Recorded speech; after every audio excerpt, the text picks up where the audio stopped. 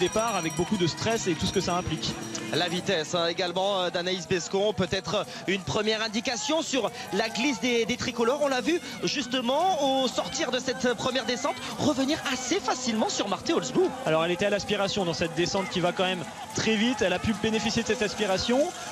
Du coup, elle a pu ressortir en tête. La glisse a l'air en tout cas plutôt bonne vu que Anaïs n'hésite pas à se mettre aux avant-postes. On va pouvoir voir là dans le long plat montant dans le long plat descendant qui va suivre juste avant d'arriver sur le pas de tir. On va pouvoir justement avoir une information si Anaïs glisse bien et si elle reste en tête.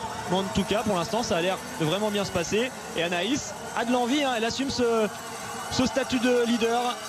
On rappelle Anaïs qui a buté sur le podium cette année à 3 reprises, 3 4e places et qui eh bien, nous le disait, nous le confiait.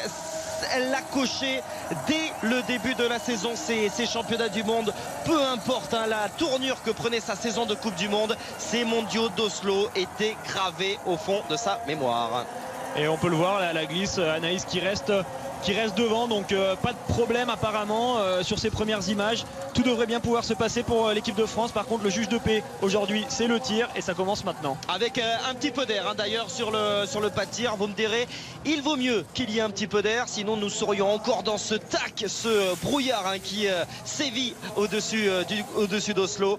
Premier tir, le coucher pour les premières athlètes, c'est tout de suite. Et on voit des athlètes qui se mettent un petit peu partout sur les tapis. Chaque athlète s'est installé à son numéro de dossard.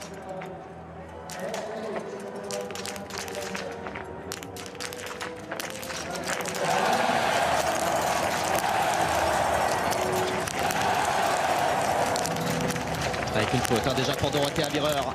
Et le plein pour Anaïs Bescon qui va ressortir en tête. Et bien dites-moi, elle a pris les commandes des opérations tout de suite dans et le elle match. ne va pas les lâcher. Elle sait qu'elle a une grosse équipe derrière, elle a de l'envie. Aujourd'hui, il y a vraiment le titre à aller chercher. Et là, c'est bien, elle ressort en tête devant des concurrentes qui sont quand même assez sérieuses, qui elles vont aller sur l'anneau de pénalité. Ça va être un peu plus compliqué. Suzanne Dunkley là en 2e position, mais qui a laissé le bâton sur le pas de tir. Ça va pas être évident pour rester justement dans l'esquive de la française. C'est vrai que c'est marrant de la voir repartir là, de l'anneau de pénalité, du pas de tir sans son bâton. Pour l'instant, elle s'affole pas, elle est partie tranquillement. Elle devrait pouvoir récupérer un bâton assez rapidement. Ça y est, là c'est le cas, on le voit nous sur le stade. Un entraîneur vient de lui donner un bâton, donc plus de problème pour l'américaine. On rappelle qu'il y a des entraîneurs disséminés un petit peu partout sur la piste. Et peu importe d'ailleurs la nationalité de l'entraîneur, on donne le bâton à l'athlète qui est en difficulté. Les entraîneurs ont tendance exactement à toujours aider un athlète qui a vraiment besoin d'un bâton, même si c'est toujours mieux de récupérer un bâton de sa nation, parce que c'est notre bâton, tout simplement, notre bâton de rechange. Les athlètes ont donné des bâtons de rechange à chacun de leurs entraîneurs, et du coup ils vont récupérer un bâton à la bonne taille. Ça peut quand même servir en ski de fond. Lorsqu'on a un bâton un peu trop grand ou un peu trop petit, ça peut quand même déséquilibrer. Anaïs Bescon qui fait la course en tête devant Suzanne Dunkley et Selina Gasparini. Il va falloir également faire attention à cette équipe suisse avec donc les sœurs Gasparini, Selina et Aïta. Et ensuite, dans un deuxième temps, on retrouvera les garçons Benjamin Weger et Séraphin Wissner, que l'on a vu d'ailleurs plus tôt à leur avantage. C'était à l'occasion de la tournée nord-américaine. C'est vrai que les Suisses ont vraiment fait une superbe tournée nord-américaine. Ils ont fait vraiment des performances qu'ils avaient rarement réussi sur des Coupes du Monde. Et c'est bien, eux aussi ils ont une belle équipe. Effectivement, s'il y a Aïta Gasparini qui va prendre le relais de Selina, sa sœur, si elle arrive à tenir sur les skis, ça peut faire une belle course pour les Suisses. Allez, Suzanne Dunkley qui est revenue dans les skis d'Anaïs Bescon. Tiens, l'occasion peut-être d'écouter Anaïs Bescon sur ce relais mixte. Tiens, l'occasion de rentrer de plein pied dans ces championnats du monde. Elle était au micro de Blandine d'Alençon. C'est un peu angoissant parce qu'on a la responsabilité de mener l'équipe de France le mieux possible. Et la responsabilité d'ouvrir ces championnats aussi le mieux possible. Mais bon, ouais, comme je dis, il faut bien commencer par quelque chose. Et le relais mixte, c'est une super belle épreuve. Et voilà, c'est un peu le gratin de toutes les équipes qui s'alignent sur une course. Donc c'est une belle course. C'est une sacrée responsabilité tout de même de lancer ce relais. On l'a vu être devant sur son premier tour. Là, Susan Dunkley est en train quand même de faire la différence. Ouais, c'est surprenant ce qu'est en train de faire Susan Dunkley. C'est un petit peu dangereux ce deuxième tour. Il faut toujours faire attention à pas partir trop vite. Même si on se retrouve en tête, les athlètes sont quand même pas loin derrière. Donc là, Susan Dunkley a vraiment envie d'imposer son rythme. Anaïs a l'air d'être un petit peu plus prudente et je pense qu'elle a vraiment raison pour l'instant de pas forcément s'accrocher. Si l'américaine a envie de faire un petit peu n'importe quoi entre guillemets, autant la laisser faire. Anaïs, elle est sur son rythme de croisière, elle a de l'expérience, elle sait ce qu'elle doit faire. Regardez, elle revient tranquillement dans la descente, il n'y a pas d'inquiétude pour l'instant. D'autant plus que derrière, les autres équipes, les équipes favorites ne sont pas décrochées. Marthe Olsbu, certes, a pioché, ça a été le cas également de Dorothea Virer, mais l'écart véritablement avec les nations favorites n'est pas fait. Une indication là que l'on ne voit pas forcément à l'image, parce qu'on est vraiment sur ce duel entre Dunkley et Bescon, eh bien c'est que le brouillard est en train de redescendre progressivement sur la colline d'Holmenkollen. Ah là, le brouillard commence à devenir inquiétant, il est vraiment en chute libre, il est en train de descendre très très vite de ce tremplin, on voit quasiment plus le sommet du tremplin, c'est pas bon signe, on espère que ça va pas déranger les athlètes. C'est vrai que le brouillard, on le rappelle, c'est le principal élément extérieur qui peut déconcentrer les athlètes, tout simplement parce que s'il y a du brouillard, les athlètes ne voient plus quand ils visent derrière leur carabine. Donc on va suivre ça, pour l'instant ça a l'air de passer, c'est bien, Naïs est vraiment en train de faire la course idéale. Mais on va suivre ça et vous donner les informations en temps réel s'il y en a à prendre. Vous n'hésitez pas d'ailleurs à réagir via les réseaux pour ces championnats du monde et qui supportent bien évidemment la trentenaire américaine Susan Dunkley, qui reste d'ailleurs sur une superbe performance à domicile sur le sprint de Presque Isle, avec la deuxième place, tout simplement le meilleur résultat de sa carrière. C'est vrai qu'elle est vraiment très très en forme, elle avait beaucoup d'envie chez elle. Ça leur a fait plaisir aux Américains de courir à la maison. Ils n'ont pas souvent l'occasion d'être chez eux. Ils sont rentrés un petit peu plus que d'habitude cette saison. Donc forcément, on le voit, l'athlète est très en forme. Dunkley, il faut la surveiller. Et même pour les courses individuelles, elle va être dangereuse. Derrière, il y aura Tracy Gacker, Lowey Bailey et Shane Doherty pour le pays à la bannière étoilée. Et contrairement au tir précédent, les athlètes se sont empilés sur le pas de tir. Tout le monde s'est mis à la queue leu-leu. Et c'est Anaïs, une fois de plus, qui lâche la première balle.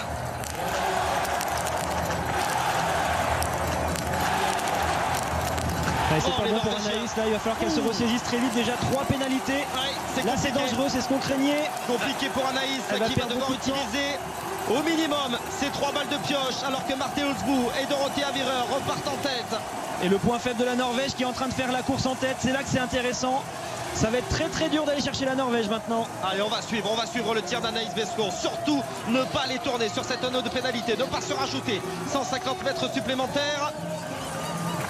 C'est compliqué également pour Selina Gasparine. Voilà, elle a utilisé ses 3 balles de pioche.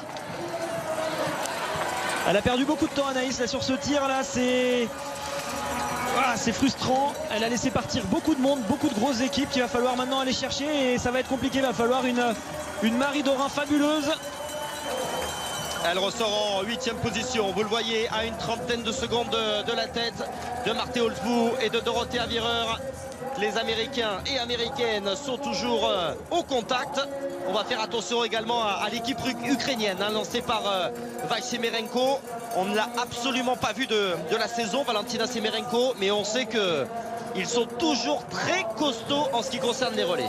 C'est vrai que les Ukrainiens ont cette culture du relais, ils arrivent à faire vraiment des résultats en équipe qui sont un petit peu au-dessus de leurs résultats individuels. Et on peut noter là quand même l'équipe tchèque qui est en difficulté après ce premier relais qui est assez loin, et ça donne quand même une tendance intéressante. Ça va être plus dur pour les Tchèques de remonter maintenant avec un dernier relayeur sur qui on compte pas forcément. Bon, après on peut voir des surprises, Olsbu qui n'était pas forcément attendu, on avait des craintes par rapport à cette athlète. On voit qu'elle est en tête en ce moment, donc en biathlon il reste quand même des surprises. Et regardez les Norvégiens quand même, si vous avez l'habitude de suivre la saison de biathlon, les Norvégiens ont changé de combinaison, ils ont une combinaison spéciale pour les championnats du monde, c'est pour ça que vous les reconnaissez pas forcément. Par contre c'est bien eux en tête là.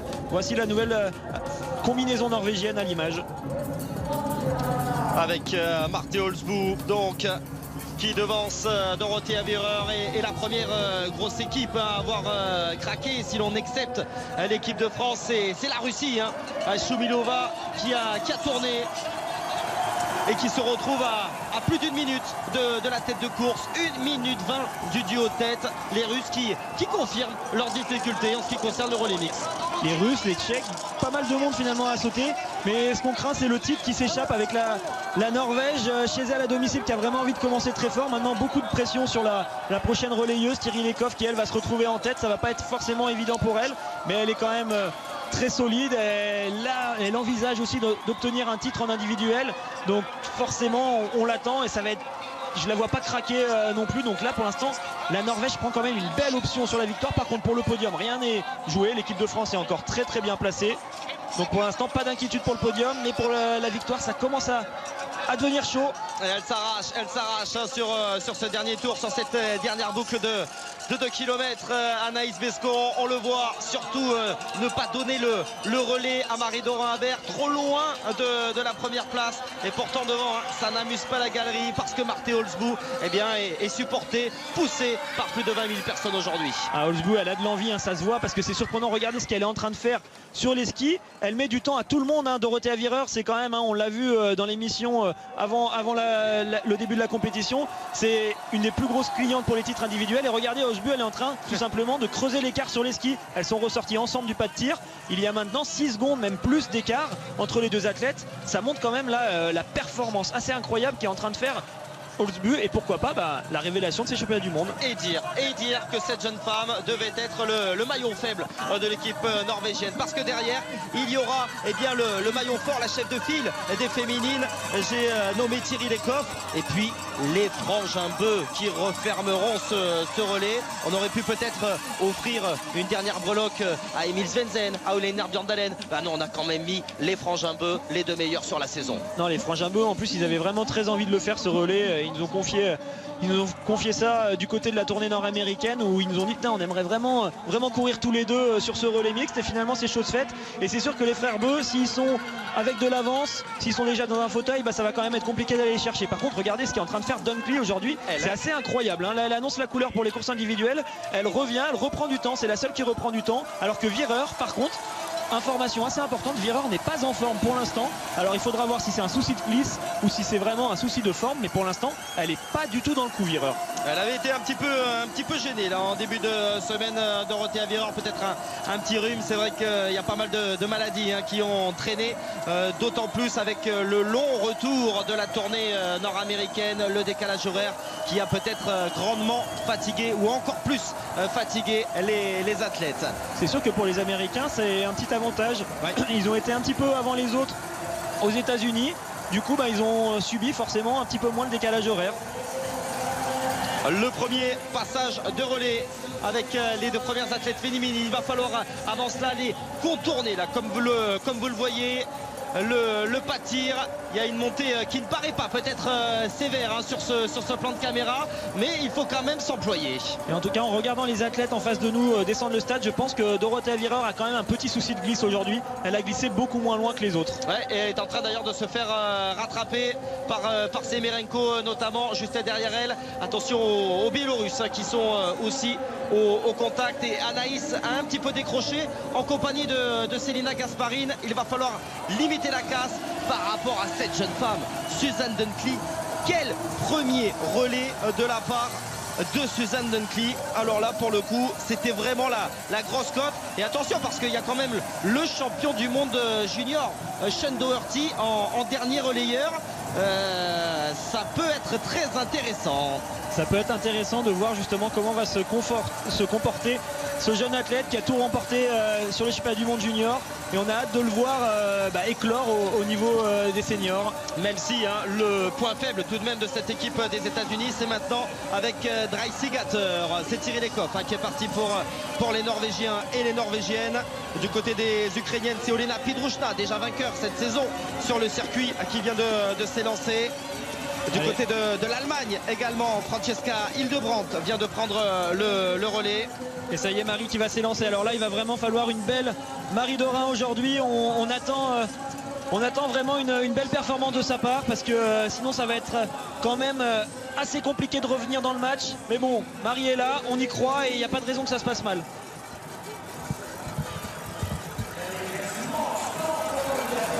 Allez, passage de relais qui se poursuit avec une équipe de France, donc reléguée à 35 secondes de la tête.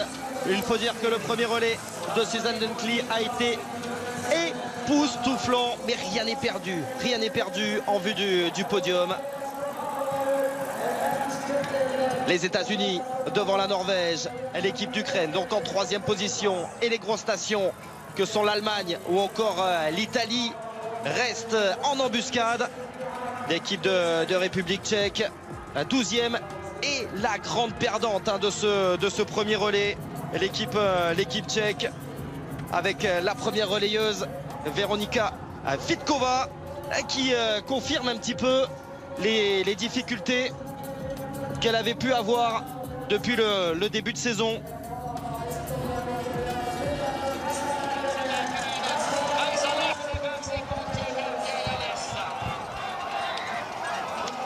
Alors un petit mot de la deuxième relayeuse américaine. Là ça va pas être pareil quand même pour les Américains. Maintenant il va falloir temporiser un petit peu. On rappelle bien sûr que du côté tricolore, c'est Marie-Dora Habert qui a pris le relais.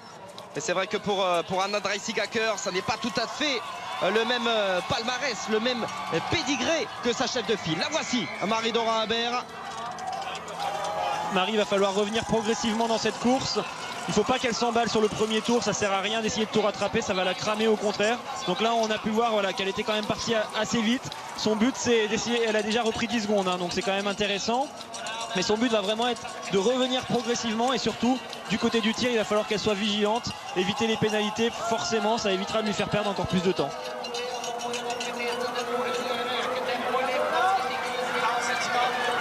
Toujours ce duo États-Unis-Norvège en tête de ce relais mixte. Première épreuve des championnats du monde ici à Oslo, 51e du nom. Thierry Lecoff qui elle a fait le choix d'ailleurs de zapper la tournée nord-américaine. Elle a plutôt fait le choix, peut-être un petit peu étonnant, de rester en Europe. Elle est allée se mesurer au circuit de la Coupe d'Europe à Osserby, au fin fond de la Slovaquie. Et elle a choisi tout simplement d'éviter le décalage horaire pour éviter tous les désagréments desquels on a parlé pendant l'émission d'avant-course. Voilà, le fait de tomber malade, beaucoup d'athlètes sont malades dû justement à ce décalage horaire qui affaiblit beaucoup les athlètes. Elle a choisi de rester en Europe, de se concentrer vraiment sur ses championnats du monde. Par contre attention, Eckhoff, beaucoup de pression sur ses épaules lors de ses championnats du monde. C'est vraiment elle qui porte la nation du côté des courses féminines. Et pour l'instant, Olsbu l'a bien aidé, elle a décidé d'aider sa coéquipière. Et on en a peut-être des belles cartes à jouer du côté de la Norvège avec des belles Norvégiennes, pourquoi pas. L'écart en tout cas entre la tête de course et Marie-Dora Habert qui semble se confirmer. Elle a repris une dizaine de secondes sur le premier intermédiaire. Là elle semble peut-être temporisée dans un premier temps. Elle est partie vite pour vraiment se mettre dans le rythme. Après Marie de toute façon elle est rapide sur les skis, donc forcément elle va revenir sur certaines athlètes. Sur Thierry Lecoff ça va être un petit peu différent, elles ont quasiment le même niveau donc l'écart va se stabiliser. Marie ne peut pas tout rattraper d'un coup, c'est impossible, sinon elle exploserait complètement dans le dernier tour. Donc elle est obligée quand même de partir vite pour essayer de rattraper du temps tout en restant vigilant, et c'est ça le dilemme pour Marie, c'est d'avoir envie d'accélérer, de partir à fond mais en même temps de se dire il faut que j'en garde pour les tours précédents. Elle est un petit peu toute seule, un petit peu esselée sur la piste, donc c'est pas évident non plus d'avoir des informations par rapport aux autres sur la vitesse de déplacement. Donc elle est dans sa course, elle fait quasiment une course individuelle et là le but pour elle clairement c'est d'enchaîner les zéros pénalités, sinon ça va commencer à devenir compliqué. L'arrivée de Thierry Lecoff sur le pas de tir, premier tir couché des deuxièmes relayeuses. Les supporters norvégiens sont aux anges. On rappelle que la Norvège détient le plus grand nombre de titres mondiaux sur ce relais mixte, 3 sur les 11 décernés depuis qu'il est au programme des championnats du monde. Olena Pidrushna, l'Ukrainienne, est au contact.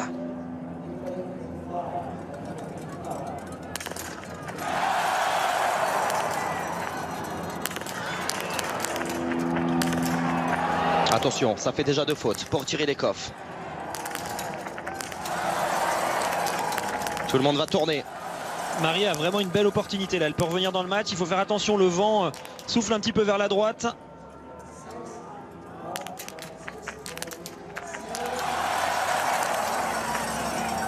Allez, le 2 sur 2 pour Marie. Allez. Alors que Thierry Lecoff, elle, va ressortir de pas de tir. Et Marie qui va recoller justement au trio, voire au quatuor de tête. Opération parfaite réalisée par la numéro numéro 2 mondial. Et c'est ça le biathlon, vraiment, ça change à tous les tirs. Anaïs Bescon qui était en tête s'est retrouvée mal embarquée, et Marie Dorin tout de suite après le premier tir elle revient dans le match. Ça y est, la course est complètement différente, c'est reparti et là on peut à nouveau croire au titre. Magnifique ce qu'a fait Marie. Et on retrouve les nations fortes avec Olena Pidrushna pour l'Ukraine. On vous parlait de la densité de cette équipe ukrainienne, notamment des jeunes femmes qui sont allées remporter le titre olympique à Sochi. On est à la barbe des Russes. C'est vrai que les Ukrainiens on y croit un petit peu moins parce que derrière pour les garçons ça va quand même être difficile. Il y a vraiment des gros poissons qui vont s'élancer face à eux. Mais voilà, c'est du biathlon, on le voit, ça change à chaque fois. Les conditions de tir ne sont pas forcément évidentes, même si le vent n'est pas très fort, il y en a quand même. Le brouillard est un petit peu en embuscade, on le surveille. Pour l'instant, il a l'air de rester à peu près au sommet du tremplin, donc ça va, ça gêne pas les biathlètes. Mais voilà, la course est encore longue, c'est un relais, et tant que la ligne d'arrivée n'est pas franchie, il peut encore se passer énormément de choses. Ouais, Katerina Yurlova a réalisé le sans faute, la russe, même si là on navigue à la minute.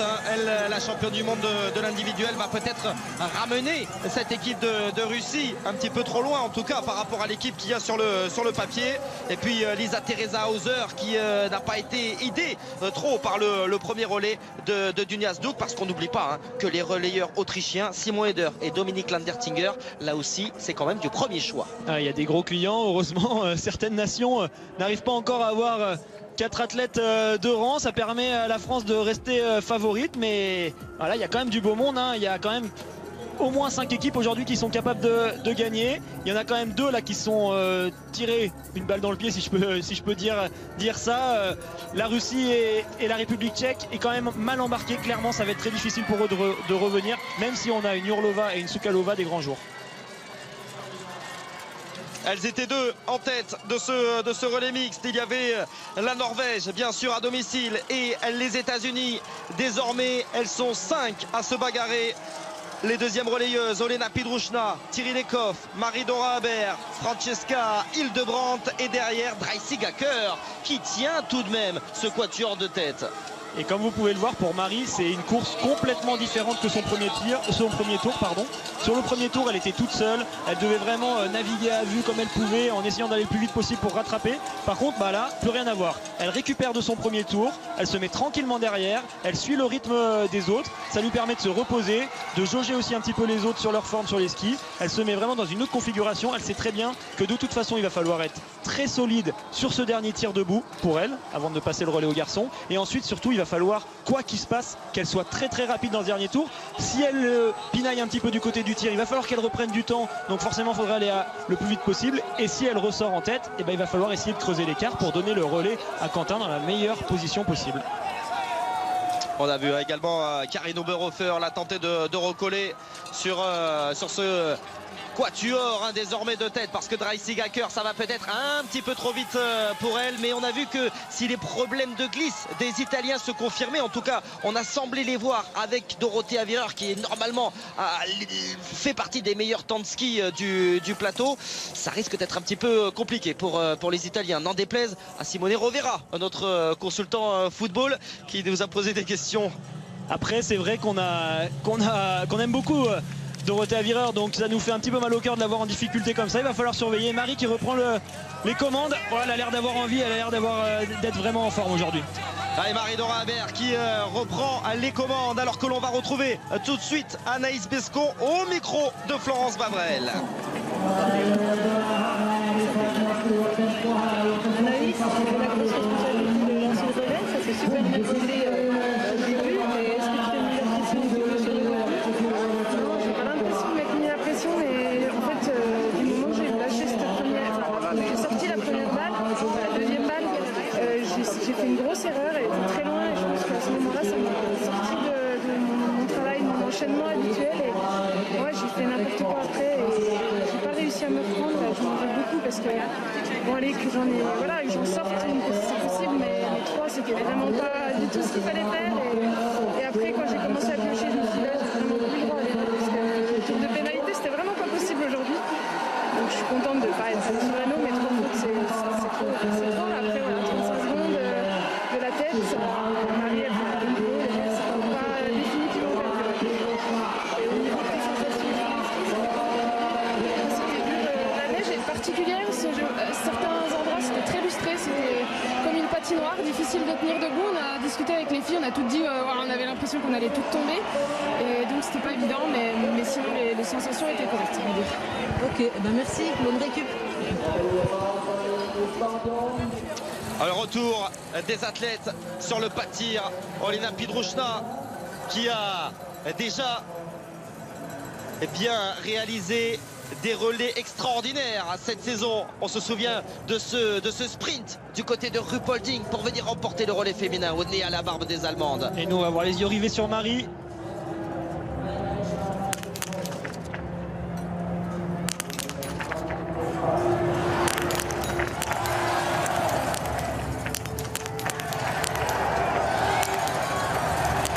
Allez, deux pioches pour les Ukrainiennes et pour les Norvégiennes. Ouais, c'est Francesca Hildebrandt qui va ressortir en première position. Bien, Marie, avec bravo. toujours Marie-Dora Humbert accrochée à ses basques. Quel relais réalisé par Marie. C'est bien parti, magnifique Marie. Voilà, on espérait qu'elle réussisse à le faire. Elle l'a fait, une balle de pioche aujourd'hui.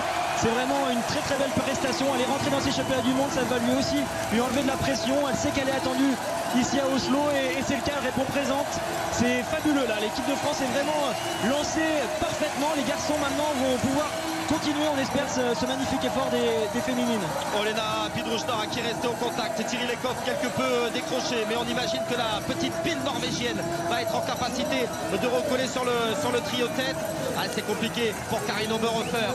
Les Italiens sont peut-être en train de dire adieu au podium. En tout cas, il ne faut surtout pas aller tourner sur la note pénalité. Ah, pour les Italiens, là, ça commence à devenir quand même très très compliqué. Surtout si en plus ils ont des problèmes de glisse, ça va devenir quasiment mission impossible. Du côté de l'avant de la course, on va voir un petit peu ce qui va se passer sur les skis. Normalement, Marie Dorin est clairement plus forte qu'Hildebrandt sur les skis. On espère qu'elle va nous le montrer.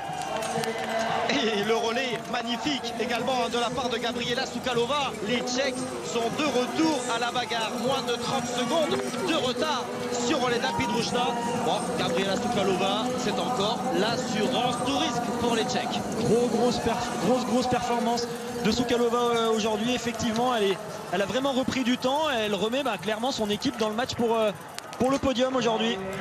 Et on saluera également le très bon relais de Dreisig Hacker, l'américaine, qui n'a pas le palmarès, encore une fois, des athlètes avec qui elle doit se mesurer et qui reste tout de même au contact. L'équipe des États-Unis, toujours à la 5e place. Et c'est bien, ça fait plaisir de voir l'équipe de France qui est revenue comme ça. C'est pour ça qu'on a annoncé cette équipe de France quand même favorite aujourd'hui. On sait qu'il y a deux athlètes, Martin Fourcade et Marie Dorin, qui sont dans cette équipe, même si il faut que les autres soient performants également. Et grâce à eux, on peut espérer quelque chose en plus. Et Marie nous l'a montré sur cette course-là. Elle a fait ce qu'il fallait qu'elle fasse, tout simplement. Elle a assumé son statut de leader de cette équipe. Et regardez, elle a décidé de vraiment prendre les choses en main. Et elle essaye de prendre de l'avance maintenant. C'est possible de prendre de l'avance sur Hildebrandt. Et ça n'est pas sur n'importe qui, c'est sur Hildebrandt, c'est sur Pidrushna, c'est sur Thierry Lekov qui a fait l'effort, qui est déjà revenu dans les skis de l'Ukrainienne.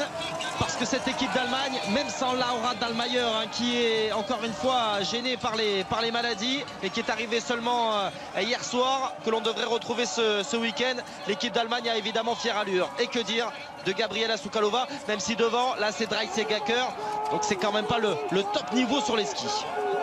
C'est vrai que c'est quand même plus facile de revenir sur cette athlète. Par contre, on peut noter le retour de Thierry Lekov qui est en train de reprendre un petit peu de temps à Marie. Elle lui a repris environ 7 secondes. On a pu voir que ça se faisait pas de cadeau dans les virages.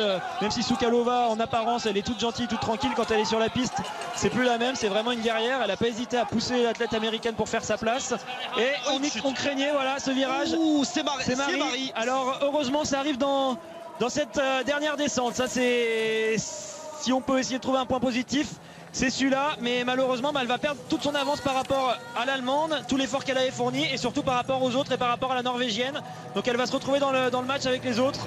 À l'entrée du virage, on imagine à l'entrée du tunnel plus exactement, on imagine que c'est de la neige un petit peu rapportée et que ça a dû sacrément verglacer à l'entrée du tunnel. On vous le disait tout à l'heure que ce virage pouvait être dangereux, c'est confirmé, on le sait maintenant. Pour tous les championnats du monde, il va faire attention. Heureusement que ça se passe dans un dernier tour, parce que dans un premier tour retour, la carabine qui tape un petit peu, ça peut laisser des dégâts. Pour l'instant, Marie a l'air de s'en sortir. Regardez, elle repart. Donc ça devrait passer le relais avec la Norvège normalement. Il va falloir vraiment qu'elle s'accroche. Mais en tout cas, regardez, elle a l'air d'être bien dans le match. Et par contre, là, tout recommence. Hein, maintenant, les frères Beau face à Quentin Fillon-Maillet et à Martin Fourcade. Attention au spectacle. Franziska Skyldebrand donc aux commandes à la faveur de la chute de Marie-Dora Habert, mais elle a limité la casse, la tricolore. Oh attention, elle est peut-être un petit peu sortie de sa course. Là on l'a vu encore déséquilibrée dans les skis de Thierry Descoff. Elle n'a pas l'air au mieux, Marie, effectivement. Là, clairement, elle s'est mise en mode no limit. Elle pense uniquement au passage de relais maintenant. Elle pense peut-être plus trop à ce qu'elle est en train de faire. On espère qu'elle ne s'est pas blessée parce qu'il faudra surveiller ça bien sûr pour les courses individuelles. Oui. Et pour l'instant elle a l'air de tenir, ça va. Ça a l'air rassurant. Il reste plus qu'une seule vraie grosse montée avant le passage de relais. Ça devrait le faire pour Marie. Et concrètement l'avance que l'Allemande a pour l'instant, l'Allemand qui va partir en tête ne pourra pas garder cette avance par rapport aux athlètes qui seront derrière. Donc normalement tout le monde va se retrouver ensemble pour le prochain tir. Et vous avez vu les relayeurs masculins, troisième relayeur de ce relais mixte, patienter avant le retour des athlètes féminines. Regardez là tout de même, chaque seconde est précieuse. Et Marie qui est en train de faire l'extérieur et qui tente de passer Pidrushta dans un premier temps et de rester dans les skis de Thierry Descoff. Ça c'est une belle indication. Et regardez quand même la performance de Marie, même si on peut regretter bien sûr qu'elle ait chuté à cet endroit. Ça lui arrive de temps en temps, on l'avait vu du côté de Poliuka. Mais regardez, elle est quand même tombée, elle s'est fait rattraper, elle a réussi à s'accrocher aux autres. Et elle revient maintenant sur l'Allemande qui a profité de sa chute. Donc c'est pour dire quand même que Marie Dorin est assez en forme en ce moment. Sur les skis, de toute façon, sur l'intégralité de cette saison, elle a été remarquable. Marie, le retour vers le stade, vers cette tribune principale. Attention là de ne pas chuter parce que c'est quand même bien verglacé à ce moment. Et on ne se fait pas de cadeau là aussi pour chercher son couloir avant le passage de relais. Il y a Quentin Fillon-Maillet qui va partir pour les tricolores dans les skis de Johannes Bö. Du côté de l'Allemagne, c'est Arne Pfeiffer, le troisième relayeur allemand. Et du côté des Ukrainiens, c'est Sergei Semenov qui vient de s'élancer. Alors là, on va faire un petit point sur les 4 athlètes. Du côté de l'expérience, c'est Pfeiffer qui en a le plus. Il a l'habitude de se retrouver dans ce genre de situation. Il sait faire, il a beaucoup de pression sur les épaules assez régulièrement parce qu'il fait partie de l'équipe allemande. Du côté de l'envie, forcément, on a Johannes Bö qui est ici chez lui à domicile. Du côté de la pression quand même, on peut parler de Quentin Fillon-Maillet. Il sait qu'il est dans une énorme équipe. Il sait que derrière lui, c'est Martin Fourcade qui part. Quand on lance Martin Fourcade dans une bonne position, en général, ça peut faire une très belle course. Et puis les Ukrainiens, c'est un petit peu les outsiders. Ils n'ont rien à perdre, tout à gagner. Ils sont face à des équipes qui, sur le papier, sont beaucoup plus fortes qu'eux. Donc attention, le premier tir va être décisif. Les Tchèques ont été ramenés véritablement dans la lutte au podium, même s'ils se trouvent dans un peut-être deuxième groupe. On rappelle, c'est Michal Cessinger qui vient de s'élancer pour les Tchèques, pas d'Andrej Moravec. Disons que le quatuor champion du monde en titre et vice-champion olympique en titre n'est pas présent aujourd'hui. En tout cas, Moravec, le quatrième de ce quatuor. Ouais, c'est leur petite faiblesse sera effectivement le quatrième relayeur. On n'a pas forcément l'habitude de le voir dans cette situation. Ça va quand même être difficile pour lui de gérer le stress et bien sûr les émotions. Par contre, des fois ça peut permettre aussi à un athlète de se découvrir, tout simplement, d'avoir justement un petit peu plus de pression que d'habitude. Il peut se rendre compte qu'il est capable de faire une belle course, donc on va suivre ça. En tout cas, petite information par rapport à ce qu'on a pu voir avec Marie Dorin. Là, quand elle est repartie du stade, elle avait l'air de marcher normalement avec ses skis dans les mains. Elle avait l'air de marcher normalement sans boiter. Donc apparemment, plus de peur que de mal sur cette chute. On imagine bien évidemment que Florence Bavrel posera la question à Marie concernant cette chute. Mais quelle performance réalisée par Marie-Dora Habert qui est restée au contact de Thierry Descoff. Thierry Descoff en pleine forme, parce que même si c'était le circuit de la Coupe d'Europe, il y a de cela 15 jours du côté d'Osserbli, il y avait Thierry Descoff et les autres. Complètement. Et ce qu'on peut dire là quand même finalement, c'est que c'est presque pas plus mal qu'il soit arrivé cette petite chute à Marie, parce que ça a permis à Quentin du coup de partir avec le groupe. Sinon Quentin serait parti en tête tout seul devant.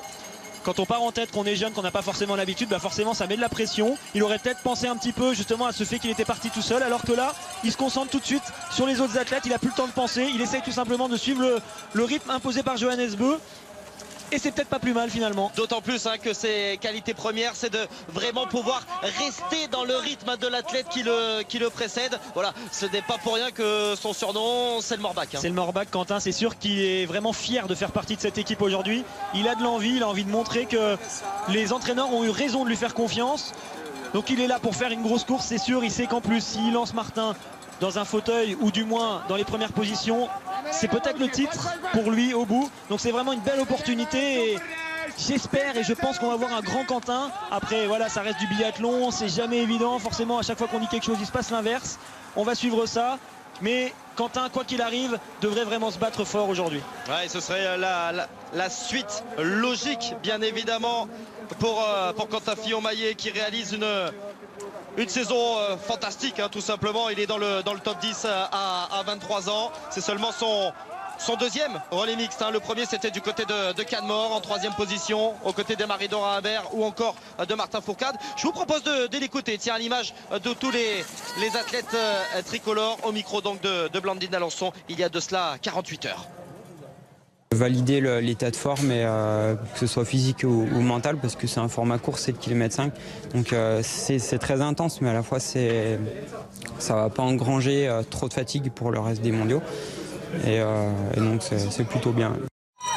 Engrangez pas trop de fatigue, d'autant plus si vous vous situez dans un groupe et que vous ne faites pas la course seul. Non, c'est bien d'être dans un groupe comme ça. Regardez, il est vraiment protégé au milieu. Donc attention, Johannes Beu avec Martin Fourcade, c'est l'athlète le plus rapide sur les skis sur la Coupe du Monde cette saison. Donc il faut quand même faire attention de ne pas se cramer. Mais Johannes Beu, il n'est pas bête non plus. Il sait que ça va se jouer du côté du tir. C'est son point faible. Clairement, le tir à Johannes Beu, c'est soit ça passe, soit ça casse. Donc là, il part plutôt tranquillement. Mais vous allez voir tout à l'heure dans le troisième tour, Johannes Beu, il n'ira pas à la même vitesse. Et c'est là qu'on va voir si Quentin il est capable de le tenir ou pas. De savourer cette course avec ces sujets donc qui dominent devant leur public. Et oui, Johannes Beu est en tête. 10 victoires en Coupe du Monde pour ce garçon. Un petit peu plus exubérant que son frère aîné, que Tarier, mais tellement attachant. C'est vraiment les deux frères, c'est vraiment deux super mecs tout simplement. C'est des adversaires de l'équipe de France, mais c'est aussi des copains. C'est deux mecs qui aiment ce qu'ils font, qui aiment aussi être sympa avec les autres. Regardez ce qu'est en train de faire Quentin. Donc là il n'aide pas le Norvégien. Le fait de pousser le Norvégien va créer de l'aspiration pour lui également. Donc ça permet aux deux athlètes finalement d'aller plus vite, tout simplement. Et on va les retrouver, ces 4 athlètes, sur le pas tir, leur tir couché avec Johannes Beu, donc Quentin Fillon-Maillet, Arne Pfeiffer et pour l'Ukraine, Sergei Semenov. C'est le podium qui est peut-être en train de se jouer sur ce tir couché.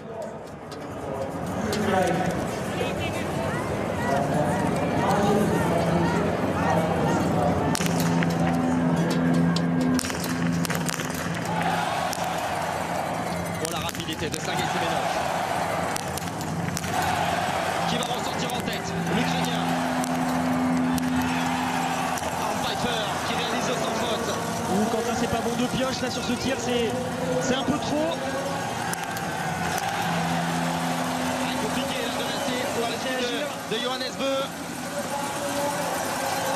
Celle-là elle est très importante. Elle est dedans, il a limité la casse. Quentin Fillon-Maillet, il va perdre une dizaine de secondes là sur Johannes Beu. Il va devoir s'arracher, on le voit, il y a quand même un écart, d'autant plus que le plan de caméra écrase un petit peu la distance entre les deux garçons. Il fallait pas plus. Là la seule chance qu'il peut avoir c'est que Sergei Semenov va peut-être skier un petit peu moins vite devant. Ça va se regarder un petit peu avec l'allemand, mais par contre c'est dommage qu'il n'ait pas réussi à repartir avec Johannes Beu parce que ça lui aurait permis quand même d'avoir un lièvre devant. Et là il est vraiment obligé de s'employer. Ça clairement il va le payer dans le dernier tour tout à l'heure. Derrière, les Tchèques restent au contact avec Michal Schlesinger qui va ressortir à plus de 40 secondes. Ça va piocher également du côté des Italiens qui sont peut-être en train d'abandonner là avec Lucas Hofer que vous avez vu à l'image très rapidement. Eh bien, les derniers espoirs de médaille. Non, de pioche à ce moment-là de la course pour eux, ça fait quand même beaucoup. Sauf si devant vraiment ça craque sur un des prochains tirs. Mais sinon, les Italiens ne devraient pas pouvoir revoir le podium maintenant dans la course. Un tir ultra rapide également du côté des Autrichiens, ce qui n'est pas vraiment étonnant puisque Simon Eder est le troisième relayeur autrichien. Mais pour les garçons de ce relais, ça risque de partir d'un peu loin. On est encore à plus d'une minute de la tête de course, plus d'une minute du podium, tout simplement. Ah, pour l'Autriche, c'est vraiment ça le défi, c'est d'arriver à recomposer une équipe féminine très performante. Pour l'instant, c'est vraiment de ce côté-là qu'ils sont limités. On voit quand même des Autrichiennes qui commencent à revenir. Tout doucement, l'équipe est en train de se reconstruire. Et c'est sûr que dans quelques années, il va falloir compter avec eux sur ces relais mixtes. On revoit le tir ultra rapide de Sergei Semenov. On parlait peut-être d'une équipe d'Ukraine pénalisée par ces garçons. Parce que Valsemerenko, bien évidemment, ou encore Olena Pidrushna jouent ou ont joué les premiers rôles. Et regardez, pour Quentin, c'est pas facile là-bas derrière. Il est tout en bas encore, alors que Johannes Bö est déjà quasiment revenu sur les autres. C'est pas évident pour lui de se retrouver tout seul à ce moment-là de la course. Il a pris une pioche de trop, c'est dommage. Il aurait pu revenir au contact grâce à Johannes et là il va faire la course derrière. Si devant les athlètes enchaînent les bons tirs, ça va être un petit peu plus compliqué pour lui de revenir. Sergei Semenov, 5e de l'individuel l'an dernier à Konsolarty. Ah, c'est quand même un gros client, hein. Il ne faut pas du tout le sous-estimer. C'est quelqu'un qui est capable de faire des podiums en individuel de temps en temps. Donc il est là, il est présent. C'est sûr qu'il a bien préparé ses championnats du monde. Même si on peut voir que Johannes va un petit peu plus vite. C'est quand même des clients devant Pfeiffer et Semenov. Regardez, Johannes normalement devrait revenir dans les skis. Et il devrait, alors après on ne sait jamais avec cet athlète, il est tellement incroyable. Il devrait temporiser maintenant, pouvoir se reposer un petit peu en vue du dernier tir. L'écart qui semble se confirmer, il y avait une dizaine de secondes entre Johannes et Quentin. Voilà, la dizaine de secondes, elle est conservée. C'est magnifique ce qu'est en train de faire Quentin, et il a repris quasiment 6 secondes, même un petit peu plus par rapport à ce qu'il avait perdu du côté du tir. Donc là c'est bien ce qu'il est en train de faire Quentin. Il a repris 7 secondes exactement déjà sur cette première partie de boucle. Alors forcément il laisse des plumes, mais c'est ce qu'il faut faire. Il faut revenir au contact tout de suite. S'il perd le contact derrière, c'est fini. Donc c'est vraiment ce que lui disent les entraîneurs là à ce moment là sur le bord de la piste, qu'il faut vraiment qu'il essaye de revenir. Il faut prendre des risques bien évidemment pour rester au contact du trio tête du podium provisoire, et puis peut-être pour ne pas donner le moindre espoir à Michal Schlesinger et au Tchèque de revenir et d'espérer la breloque. C'est vraiment ça. Si derrière les Tchèques voient qu'il y a une opportunité, forcément ils vont essayer de la saisir. Ils ont craqué une fois, et en général une équipe qui a craqué une fois, elle craque pas 2 fois. Donc attention quand même à ne pas laisser les Tchèques revenir. Pour l'instant, voilà, situation très compliquée quand même pour Quentin, qui est tout seul face à 3 athlètes qui sont très performants sur les skis. Donc il va falloir attendre tout simplement ce tir debout pour voir ce qui se passe. Une question qui nous vient et qui revient d'ailleurs sur les réseaux sociaux, le hashtag biathlon21, on vous le rappelle bien évidemment, hein, vous réagissez avec nous. Beaucoup de fautes semble-t-il sur le pas de tir, c'est une réalité à l'occasion de ce relais mix. Est-ce que, alors que voilà, le vent est tournant mais peut-être pas trop puissant, est-ce que c'est parce qu'on rentre dans la compétition, parce qu'il y a une pression supplémentaire? Alors beaucoup de fautes, oui, tout est relatif, effectivement, il y a quand même eu pas mal de pénalités. Après, il faut clairement le dire, hein, pour un athlète, quand il arrive sur le pas de tir, c'est beaucoup plus facile de rater une balle que de la mettre. Donc déjà, voilà, il y a quand même pas mal de balles qui sont mises aussi, mais effectivement, on peut constater qu'il y a quand même pas mal de déchets sur ses premiers tirs. Ça s'explique tout simplement parce que c'est les championnats du monde, il y a une médaille à aller chercher. Là, la place compte un petit peu moins, c'est vraiment la médaille qui compte. Donc les athlètes ont la pression, il y a beaucoup de nations qui peuvent jouer un podium aujourd'hui, donc les athlètes y pensent forcément quand ils sont en train de tirer, et ça crée du déchet sur le pas de tir. Après attention quand même aux conditions qui sont pas si évidentes que ça. Il y a un vent un petit peu régulier, il y a quand même beaucoup de monde aussi, il y a du bruit, donc beaucoup d'éléments qui perturbent forcément les athlètes. Et Quentin, c'est bien ce qu'il est en train de faire, il est quand même pas mal revenu là. Regardez, il est juste derrière. J'espère qu'il n'en aura pas trop laissé sur les skis. Il va pouvoir se reposer là dans le long plat descendant, profiter un petit peu de la récupération pour aborder le tir correctement. Mais là il n'a plus le droit à l'erreur, le Quentin. On va avoir une indication très rapidement, puisque déjà les athlètes sont en train de revenir avec Arne Pfeiffer rapide à l'aspiration derrière Sergei Semenov. Et la France glisse bien, je peux vous dire que là la France a vraiment une très très bonne glisse. Quentin a pu regrappiller encore quelques secondes, quelques mètres, et regardez, finalement il va s'installer quasiment comme les autres. Allez Quentin, tu as passé ton joker. Maintenant, le but, c'est vraiment d'essayer de repartir avant les autres. Ouais, restez au contact, bien évidemment, puisqu'on vous le rappelle, le dernier relayeur tricolore ne sera autre qu'un certain Martin Fourcade.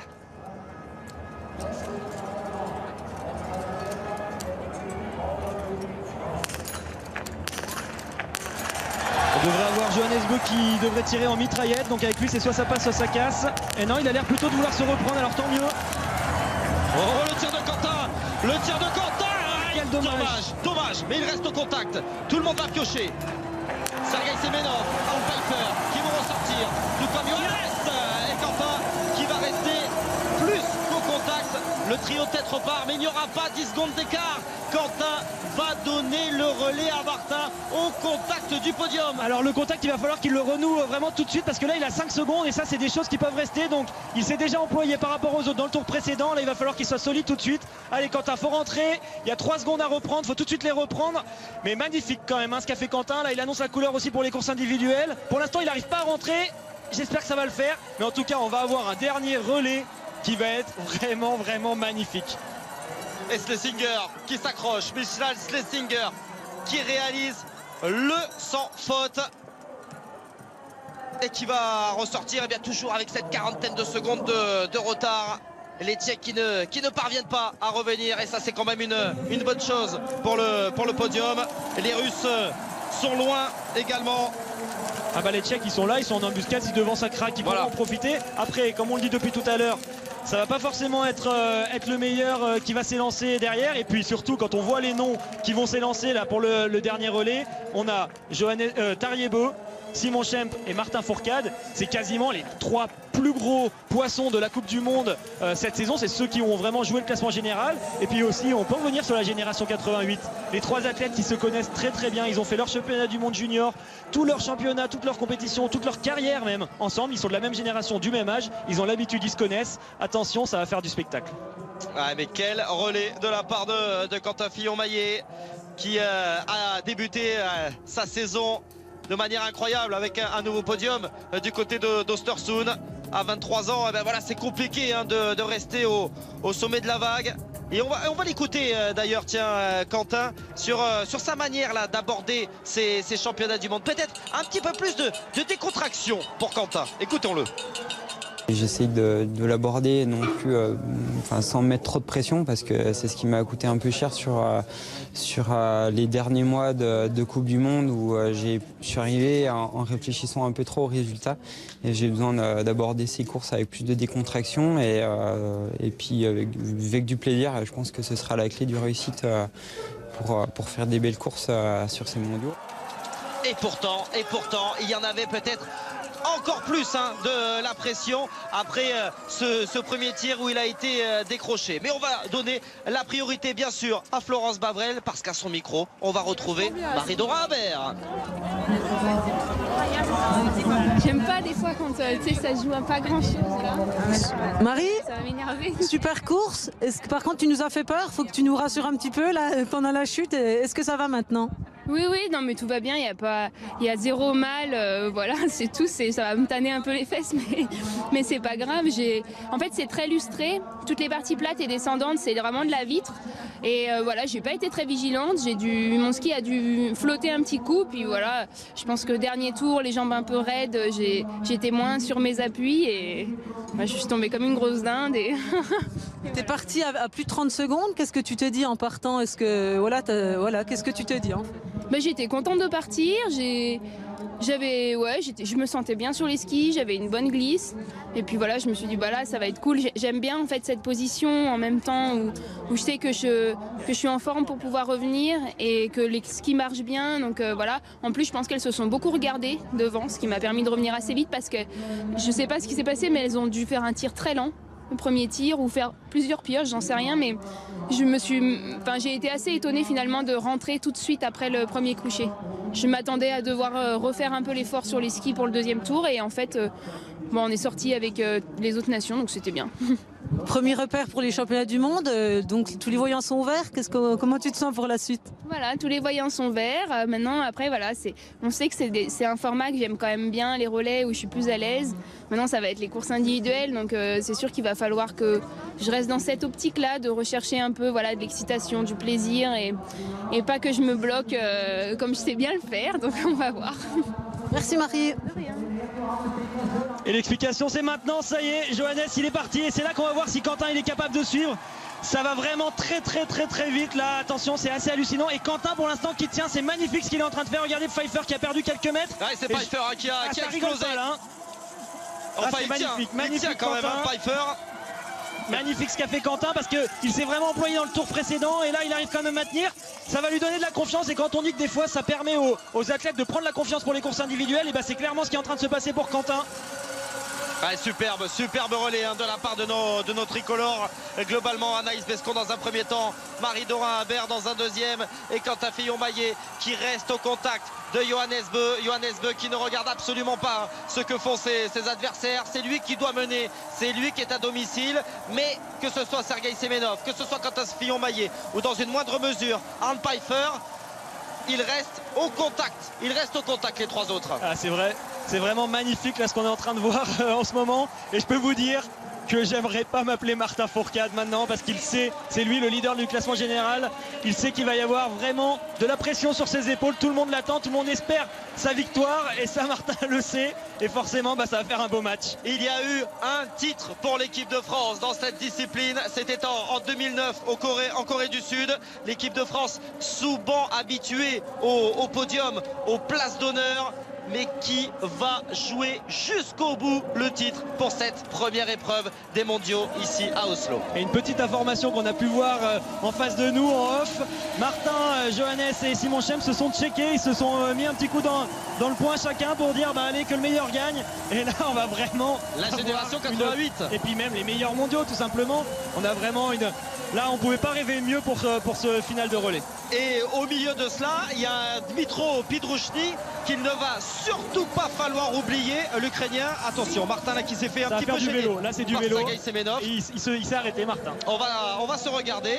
Est-ce qu'on va laisser Dmitro Pidrouchny eh bien mener comme ça le train? Alors c'est lui le plus jeune, c'est lui qui a le moins d'expérience et forcément face à des athlètes comme Tariebo, Schempp et Fourcade, forcément il va pas forcément oser s'ils lui disent de partir devant, il va y aller. C'est un petit peu ce qui est en train de se passer. Normalement c'est pas à lui de mener, normalement lui clairement il devrait être quatrième, il devrait se mettre dernier, mais là il sait qu'il a face à lui, donc il est bien obligé d'y aller à un moment et ça va la jouer tactique, terriblement tactique. Il va falloir quand même faire attention parce que ça pourrait faire le jeu des Tchèques derrière. Ouais.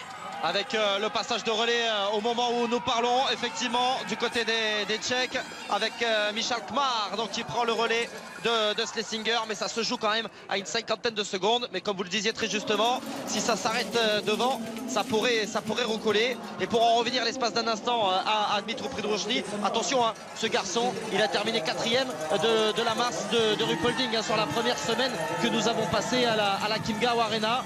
Donc il est tout à fait capable de tenir les autres en respect. Il a déjà fait plusieurs top 10 cette saison, donc c'est sûr que c'est quand même un client. Il va pas falloir que les autres athlètes ne pensent qu'à eux et regardent un petit peu ce qu'il fait parce qu'il est capable tout à fait de faire une belle performance aujourd'hui. J'aimerais revenir aussi quand même sur la performance de Johannes Beu. Sur les skis finalement, il est pas si en forme que ça, bien sûr il est en forme, il est rapide comme tous les athlètes qui étaient avec lui, mais il n'a pas fait la différence dans cette dernière boucle. Pourtant il n'avait pas eu de raison de s'employer dans les tours précédents, donc on aurait pu attendre un petit peu mieux de sa part et c'est bien. Alors soit Quentin est très très en forme, soit Johannes Beu est peut-être un petit peu moins bien que prévu. À suivre. Regardez le passage de relais, c'est pas forcément évident. Tariebo s'est décalé au dernier moment.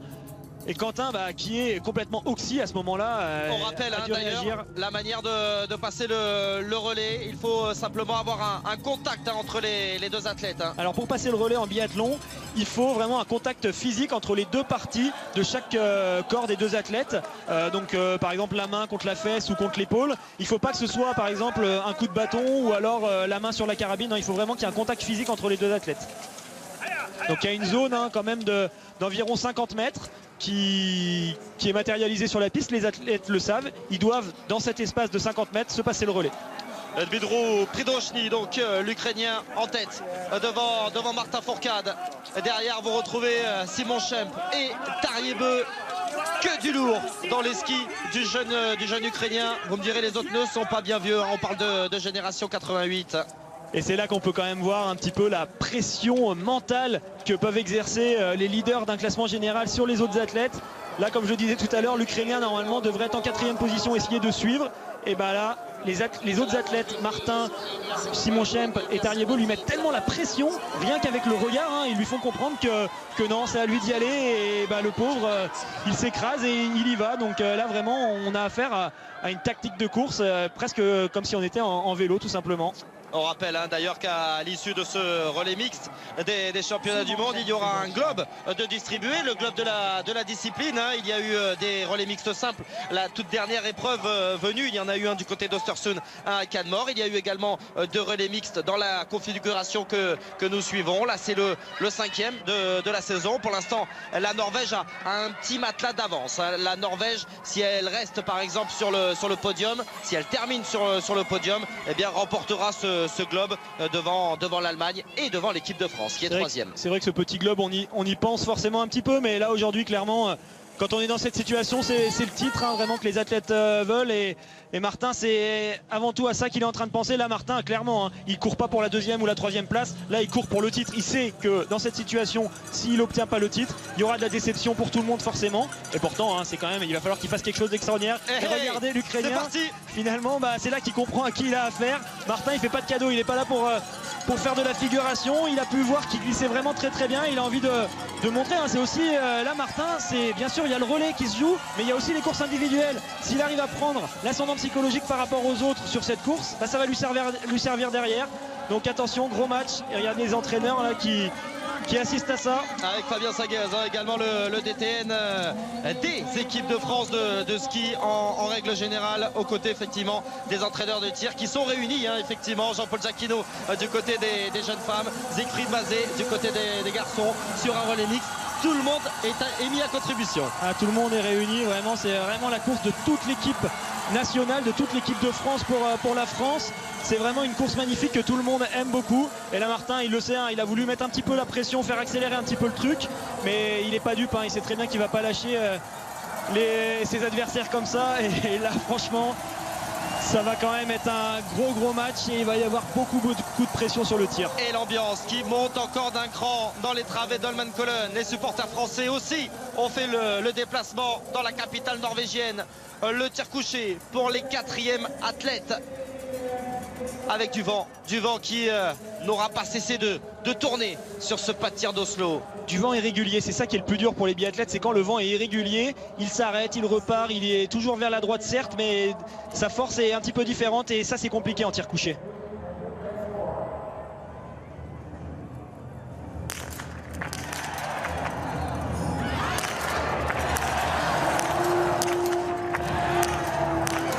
Faute de pioche pour Tarjei-Bø.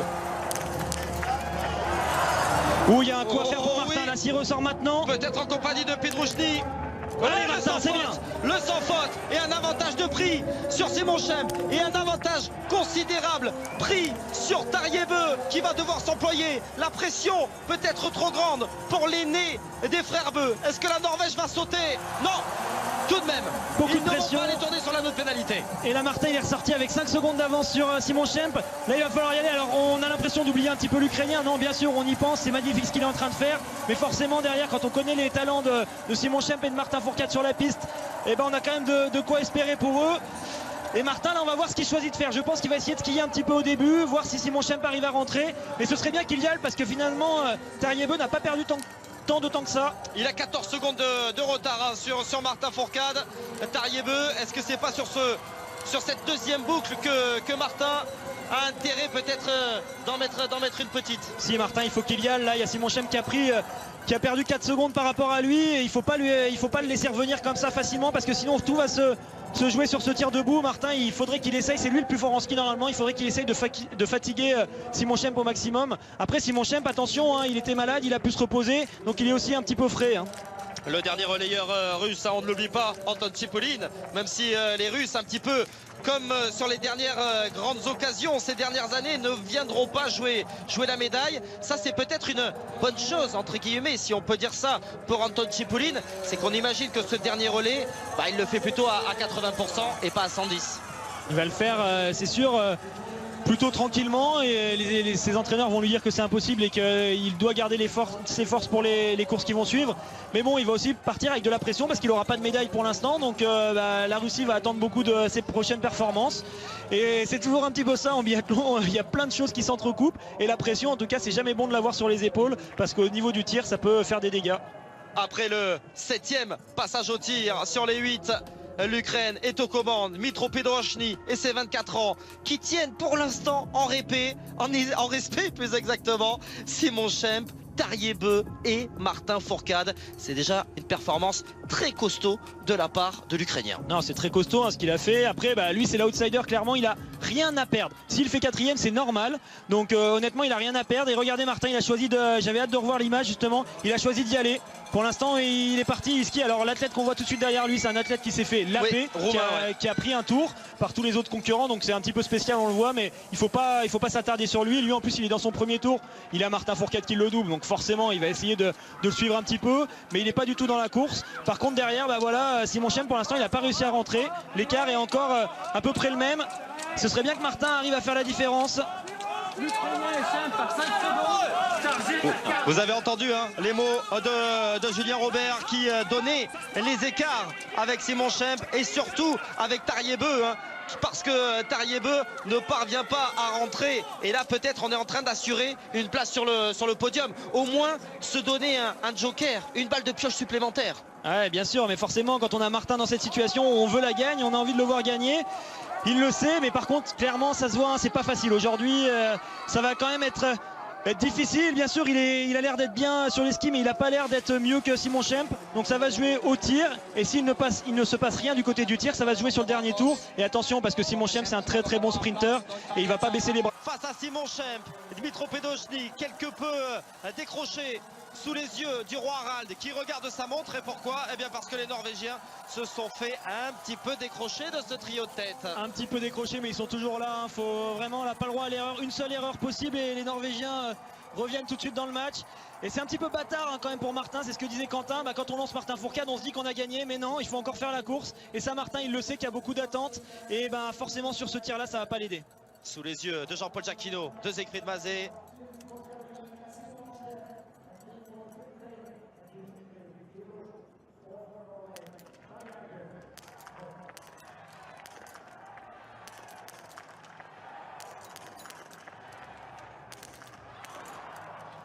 Oh, Simon Schempp qui repartit trop vite.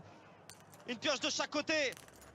Et c'est Martin qui va ressortir en première position devant Simon Schempp. Les deux sont au coude à coude. Et Tarjei encore là. Et là on a les 3 minutes. Oh, le dernier tour. Et puis Pedrochny qui a sauté. Les Ukrainiens vont avoir du mal à monter sur le podium. Il est peut-être établi ce podium. Et l'avantage pour quelques secondes, quelques dixièmes de seconde, il est pour le Français. De la tournée américaine, donc forcément il a pu se reposer un petit peu plus. Martin lui est tombé malade quand il est rentré, donc forcément ça l'a affaibli un petit peu. Ouais, sinusite, et franchement là ça se voit quand on le voit, Simon Schempp il a pas l'air moins bien que Martin. Là clairement ça va être impossible de les départager. Ce serait une catastrophe. Allez, Martin il essaye, il a envie.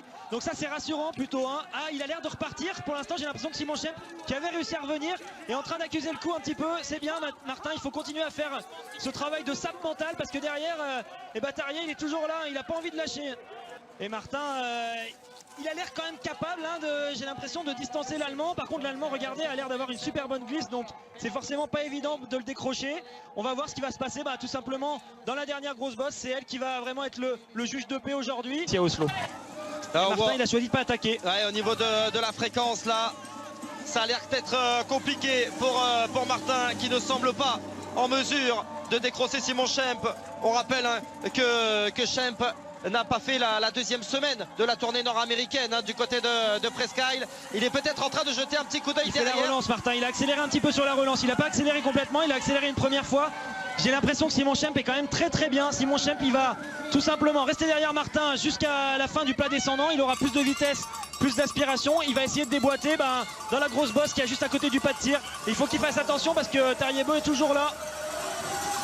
Les Allemands toujours aussi solides. L'an dernier à Kontiolahti, ils avaient remporté le relais féminin, le relais masculin. Ils n'étaient pas montés sur le podium du relais mixte, mais ils remporteraient un 3e titre de champion du monde de la discipline. Ils rejoindraient tiens donc la Norvège tout simplement avec 3 titres de champion du monde du relais mixte. Mais on espère bien sûr le 2e des tricolores.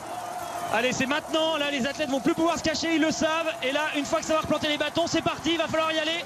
Allez Martin, faut attaquer maintenant, c'est parti, regardez en un temps. Allez Martin. Allez, on y croit, il faut prendre de l'avance maintenant. Allez, Pour le l'instant, c'est décroché. vraiment resté derrière. Oui, la relance. Allez, Allez, allez. il va y arriver à le C'est décrocher. bon, il a décroché. Il est parvenu. J'aime pas lâcher. Allez, ne jette pas de coup d'œil derrière. Allez, encore. Fabuleux. Pour l'instant, c'est en train de le faire. On voit pas la caméra écrase, mais Martin a pris 10 mètres d'avance. Ça devrait le faire. Allez, jusqu'au bout, Martin. Et derrière, il y aura cette ligne d'arrivée qui va remonter. J'aime pas abandonner. Il va y avoir le titre de champion du monde pour Martin Fourcade. Bien sûr. Oh oui, avec Allez, la petite Martin, figure. fabuleux. Il avait préparé son affaire, Martin Fourcade. Il va prendre de la confiance pour la suite. Attention quand même. Attention parce que Simon Schempp n'a peut-être pas dit son dernier mot. La vitesse de Martin Fourcade. Oui, le titre. Le deuxième titre de champion du monde de relais mixte. Oui. Superbe. Quelle manière de démarrer. Et je peux vous Des dire que championnats pour du Martin, monde. c'est fabuleux cette course parce qu'il n'a pas l'habitude de se retrouver dans cette situation. Et là aujourd'hui, il a appris beaucoup. Et maintenant, il sait que c'est lui le plus fort par rapport à ses adversaires. Magnifique. Et la Norvège, bien sûr, qui va tout de même venir prendre la médaille de bronze, même si ce n'était pas forcément ce qui était venu chercher les sujets du roi Harald. Mais ce titre qui a si souvent échappé à l'équipe de France. Il y a eu souvent des places d'honneur. Mais par exemple, voilà, si on s'en réfère au relais mixte, eh bien, on attendait ça depuis 2009, depuis les mondiaux en Corée du Sud. Ouais, quelle course aujourd'hui. Parce qu'au-delà du résultat et de la médaille d'or, bien sûr, on est tellement heureux pour les Français. Mais la course a été vraiment fabuleuse avec vraiment les 3 meilleurs sur ce dernier relais. C'était incroyable et comme je le disais juste après, Martin, cette situation, il n'a pas forcément l'habitude. Il avait, franchement, honnêtement, vraiment énormément de pression sur les épaules et là il a montré qui était le patron. Il a été vraiment très solide. Quelle émotion, Alexis. Quelle course nous venons de vivre. Va-t-on tenir comme cela 10 jours? Je n'en suis pas sûr. On avait hâte que ça commence et là ça a vraiment bien commencé. J'ai hâte d'avoir la réaction de Martin à l'antenne parce que je me demande justement s'il a vraiment vécu comme ça avec beaucoup de pression, si ça, je pense que vraiment ça le libère de passer cette arrivée en premier, parce que sinon ça aurait quand même été difficile pour lui mentalement. Et là c'est superbe, on va pouvoir maintenant avoir un Martin libéré.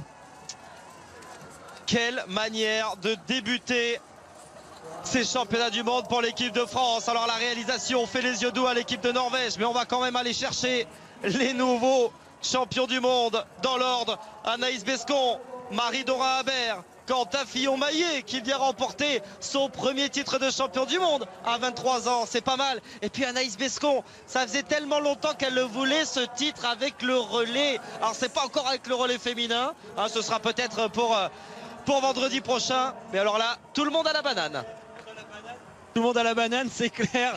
Quentin, c'est magnifique, hein, son jeune âge. Il est champion du monde, c'est vraiment superbe. Anaïs Bescon, elle aussi, elle le voulait. Finalement, Martin et Marie, eux, ils ont déjà été champions du monde, donc ils savaient ce que ça faisait. Anaïs, voulait elle aussi ce titre. Et là, c'est chose faite, ça va pouvoir les libérer. Et je dis attention Quentin, il a montré une fabuleuse course. Maintenant, c'est bon, pour lui, les mondiaux sont réussis, les champions du monde, il va repartir avec ce titre. Donc quoi qu'il arrive, c'est que du bonus qui va arriver derrière. Et le bonus avec Quentin, ça peut être des médailles en individuel. Alors qu'on a vu justement en second plan Anton Chipoulin qui lui n'a pas de quoi fêter une première médaille dans ces championnats du monde avec le quatuor russe. On le disait, quelque peu en difficulté le quatuor russe ces dernières années, mais en plus avec la petite figure de style là, il avait vraiment préparé. Il faut oser parce que Simon Schempp derrière il était encore sur les talons de Martin, mais il avait vraiment préparé son affaire sur la dernière difficulté, hein, sur cette montée autour du pas de tir. Il a tout essayé. Je pense que honnêtement, il ne savait pas du tout s'il était capable de décrocher Schempp. On avait pu voir une ou deux fois sur certaines relances que Schempp perdait un petit peu de terrain, mais il revenait grâce à la glisse. Il était lui aussi très fort aujourd'hui et on n'y croyait pas forcément. On avait clairement peur de Simon Schempp qui est un très bon sprinter. Comme on l'a dit, c'était plus un finish aujourd'hui et c'est bien parce que Martin a réussi à le fatiguer suffisamment pour du coup ne pas arriver au sprint face à l'Allemand. Et ça a été vraiment un soulagement là, de voir Martin décrocher finalement mètre par mètre l'Allemand pour pouvoir s'imposer aujourd'hui, parce que il fallait quand même un sacré Martin aujourd'hui. Et ils vont avoir l'honneur bien sûr, hein, ce quatuor tricolore, de rejoindre tout simplement le roi Harald, le roi Harald V dans sa loge. C'est l'honneur qui est fait aux différents champions du monde. C'est le cas à l'occasion notamment du 50 km d'Oslo, l'épreuve mythique chaque année sur cette colline d'Holmenkollen. Ce sera le cas également pour tous les champions du monde. Et ils nous les ont vraiment toutes faites aujourd'hui, hein, des rebondissements. C'est bien parti avec Anaïs, après ça s'est recompliqué avec Anaïs et c'est reparti dans tous les sens. Alors vraiment quelle course et quel soulagement à la fin là, de voir Martin lever les bras comme ça. Parce que s'il avait été deuxième, c'est sûr que les bras il les aurait pas levés. Et bon, il a besoin de récupérer hein, parce que ce dernier tour, je pense que honnêtement ça a quand même été peut-être un des tours les plus difficiles de sa carrière à Martin. Il faudra lui demander si on a l'occasion. Après, il avait un Simon Schempp frais comme jamais. Hein. C'est sûr, c'est sûr. Pas malade, frais, il n'a pas couru après Sky, il a pu se préparer comme il voulait. On n'a pas, semble-t-il, entendu parler de maladie pour Schempp avant ces mondiaux. C'est pas le cas pour Laura Dahlmeier qui n'est arrivée qu'hier soir et qui n'était pas alignée avec le quatuor allemand. Mais donc il avait un Schempp des grands jours et pourtant il est parvenu à le décrocher. Ah, c'est clair qu'il y avait vraiment un Schempp des grands jours et regardez toute l'équipe qui est super heureuse. Je peux vous dire que vous l'avez pas vu à l'image, mais on a vu des Français courir de partout pour aller rejoindre les athlètes. Bah, c'est sûr, commencer des mondiaux comme ça. En plus, c'est ce qu'on dit, hein, vraiment ce relais mix, c'est vraiment toute l'équipe. Il y a les filles qui sont contentes, les garçons qui sont contents. Du coup, l'entraîneur fille, l'entraîneur garçon, enfin, tous les entraîneurs, tous les techniciens, tout le monde est heureux. Le DTN est là, donc c'est fabuleux. Non, franchement, là, on pouvait pas commencer d'une façon meilleure, tout simplement. C'est vraiment chouette. On a vu effectivement Fabien Saguez, le DTN des équipes de France de ski, tomber dans les bras des entraîneurs de tir. Là, on a vu Julien Robert, l'entraîneur de l'équipe féminine. Là, il y a tous les techniciens également hein, qui sont venus féliciter leurs athlètes et qui sont d'ailleurs à féliciter hein, au premier rang parce que la glisse des tricolores aujourd'hui elle était au rendez-vous. Aujourd'hui c'était vraiment très bien du côté de la glisse, on l'a vu hein, l'Allemagne et la France étaient vraiment très bien fartés, donc forcément les athlètes ont pu bénéficier de cette belle glisse, donc on peut les féliciter, ces travailleurs de l'ombre qui étaient un petit peu en difficulté sur les championnats d'Europe, mais c'est là qu'on voit hein, que c'est quand même une équipe qui a de l'expérience et que c'est pas facile tous les jours pour les techniciens d'avoir des bons skis, mais aujourd'hui en tout cas c'était le cas, c'était important de les avoir et c'est bien, on va pouvoir maintenant voir un beau podium. Vous avez d'ailleurs posé des questions hein, sur le camion de l'équipe de France. Effectivement, il est bien présent, hein, nous le voyons depuis notre cabine de commentateurs. Le camion a évidemment fait le déplacement dans la capitale norvégienne pour ces mondiaux de biathlon et on sait que c'est un gain, on va dire, logistique, hein, ce camion, plutôt que d'être dans les Algeco mis à disposition des étapes. C'est vrai que c'est un outil vraiment important pour les techniciens à plusieurs titres. Effectivement, en termes de logistique, c'est beaucoup plus simple. Il n'y a pas besoin d'enlever les skis, de les remettre et tout ça. Tout le matériel est déjà dans le camion. Ça fait quand même gagner une journée, mine de rien, aux techniciens. Et il y a aussi quand même l'aspect forcément fonctionnel et matériel du camion qui est aménagé pour les techniciens français. C'est eux qui l'ont construit de la façon dont ils voulaient, avec Grégoire Deschamps qui a travaillé sur les plans. On peut voir vraiment la joie de Quentin qui la partage avec Blandine et Florence qu'on va entendre maintenant probablement ou assez rapidement. Effectivement. Et c'est sûr que ce camion, le dernier point qui peut servir pour les techniciens, c'est l'aspect de leur santé, tout simplement. C'est vraiment fait pour qu'ils puissent respirer. Et allez, on va écouter Quentin qui a envie de parler et qui est très heureux et qui va avoir la banane. Quentin, champion du monde, génial. Pour commencer le championnat, c'est juste un rêve. C'est génial et jusqu'à la fin de la course il y a eu le match avec Schempp, donc la tension, le stress jusqu'au dernier mètre, c'est juste fantastique. Anaïs qui nous a rejoint, tout sourire, avec du Des bâtons en or. Ouais. C'est pour ça. Je suis contente. Petite larme? Non. Non, je suis maquillée. Premier titre de championne du monde en relais, maintenant il y aura avec les filles. Ouais, c'est bien, ça commence super bien les championnats pour tout le monde et puis pour nous c'est trop bien, c'est cool. C'est important de déclencher le compteur des médailles aussi pour toute l'équipe? Ouais, moi je pense que c'est très important pour le moral de tout le monde, mais les techniciens pour tout le boulot qu'ils ont fait derrière. Les coachs, de toute façon ils sont toujours motivés, mais c'est vrai que ça fait du bien à toute l'équipe, je pense, de lancer comme ça, ouais. Au niveau de la glisse, ça avait l'air de super bien fonctionner aussi? Ouais, les techniciens ont vraiment bien bossé, je pense qu'on a des super skis aujourd'hui. Marie aussi qui nous a rejoint. Ça fait du bien cette première médaille d'entrée? Ah bah ouais, elle est en or en plus, c'est cool. À partager comme ça d'entrée, voilà, ça fait toujours plaisir. Cette fois c'est parti. Ouais, ça lance bien la première course, ça lance bien les mondiaux. C'est vrai que voilà, c'est toujours ça en poche, hein. Comme ça si on foire toutes les autres, on sera quand même champion du monde. Anaïs, tu t'es un petit peu fait peur au début. Maintenant, c'est quoi les sensations? J'ai oublié. Non, c'est vrai que je me suis fait peur. Je pense que j'ai fait peur un peu à tout le monde, mais c'est bien, tout s'est bien passé, tout s'est bien fini. Et puis c'était trop bien, les émotions qu'on peut avoir avec, en regardant tous les trois Martin terminer, en se disant ça va faire, ça va pas faire, mais c'est trop bien, il est trop fort, trop bien. Vous avez cru tout de suite ou il y avait quand même un Simon Chem qui était bien là dans les skis de Martin? Qu'est-ce que vous vous disiez à ce moment-là? Targé pas loin, super en forme, on se dit en fait ça va finir le choc des titans tous les trois et puis non ouais, Martin il a tenu le coup. Simon Schemp est super fort en sprint et je pense que si Martin l'avait pas décroché dans la dernière bosse, il y aurait eu match au sprint et là c'était pas sûr que Martin gagne, mais il a été très fort tactiquement et il n'a pas trop mis dans la grande bosse avant l'arrivée sur le stade, et ensuite le dernier petit talus avant la ligne d'arrivée il a tout mis, et là c'est là qu'il a mis quelques mètres et Simon Schemp est parvenu. Et au niveau de l'ambiance, comment c'est? Qu'est-ce qui se passe autour de vous? Ça se passe comment? Il y a quand même bien du Français qui a fait le déplacement, c'est super sympa. Et par contre, ça fait beaucoup de bruit au pas de tir avec les Norvégiens qui tirent. Et ça, par contre, c'est un peu la surprise. Enfin, ça a été un peu la surprise pour moi. Et c'est vrai que ça fait du bruit, quoi. Ouais. Et au niveau des grosses équipes, tout le monde est là? C'est un petit peu ce qu'il y a eu des surprises pour vous aujourd'hui? À part l'absence de Delmayer, non. Il y a eu toutes les nations ont mis leur grosse équipe au départ, donc il y avait tout le monde était présent. Il n'y a pas eu il y a personne qui manquait. Martin, bravo, premier titre. C'était important de commencer par une médaille?